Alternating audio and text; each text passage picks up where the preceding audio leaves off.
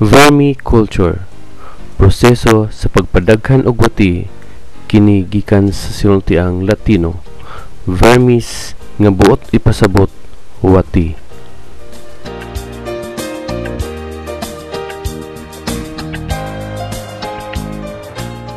Ang wati o African nightcrawler earthworm nagikan sa Africa, mao nga gitawag nga African nightcrawler. Kini lahi isa tong wati kay kini flat ang tiyan ug pula ang kolor.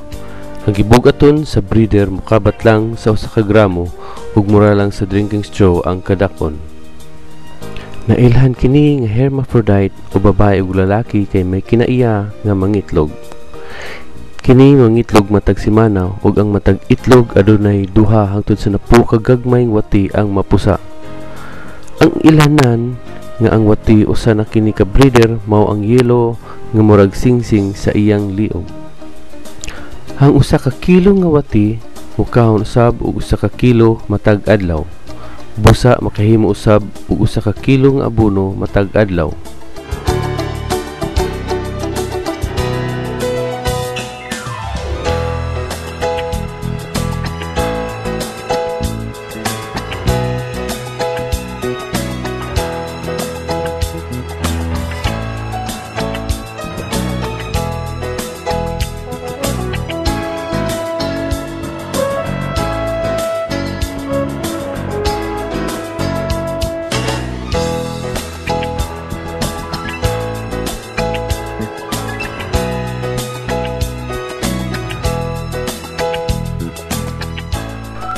Ang wati pakaunon sa giandam nga pagkaon o substrate sa tabang sa mga microorganismo nga naa sa ilang bituka or tinai. Muiti sila og lingin nga murag gibalot og silopin, maunang casting. Ang gibag-on sa pagkaon nga ipila diha sa gihimong kulungan or worm bin kinahanglan nga 8 pulgada lang. Paghimo og 4 ka pila. Una, tayo sa hayop kung aduna, laya nga sagbot, tayo na pod dayon sagbot na pod. Gibana-bana nga 2 ka pulgada matag pila. Buhian ang mga wati sa matag daplin kay ilang kaniya ang mukaon una diha sa daplin padulong sa tunga. Kining bani sa saging usa nga atong ginapagkaon sa wati. Daron ni siya pagkahuman ipagkaon sa shredder. Kawas sa bani sa saging, aduna pa daghang mapakaon to sa wati, sama sa uhot sa humay, tayo sa kanding, o ang mga daot, mga gulay, o ang mga sagbot sa palibot.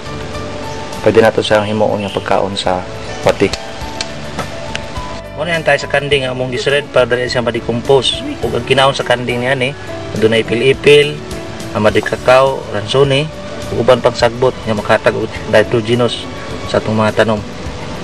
Muna itong saging ganina nga itong ipakita ato ni siyang gipagig sa shredder para madugbok siya niya.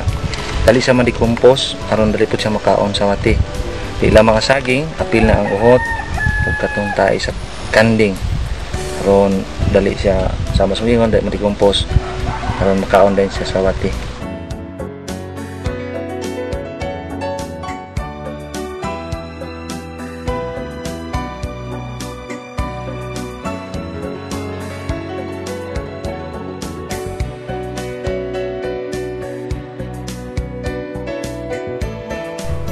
Hinay-hinay ug kalot gamit ang kamot sa daplin palibot sa worm bin ug punita ang matag makita ang wati.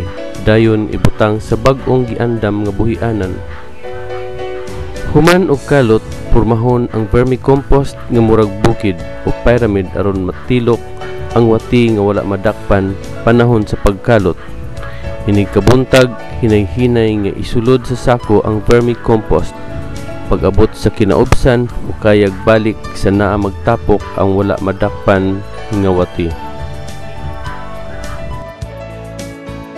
Ayagi ang mga vermicompost aron malahi ang wala matunaw nga sagbot kung kini pangbaligya nga abono. Apan kung kini gamiton lang sa kaugalingong uma, pwede na nga dili kini ayagon. Paughon ang compost sa natural nga hangin o air drying. Ilalom o silong sa payag o bisan unsa nga kapasilungan. pagbulad direkta sa adlaw makadaot sa abono kay mulupad ang nitroheno niini. Pag-abot sa 30% nga kahamugon sa compost, pwede na nga itago kini. Isulod sa plastic bag aron mapreserba ang kalidad sa abono. Itago o ikamada kini sa medyo bugnaw nga lugar ug likayi nga mainitan direkta sa adlaw.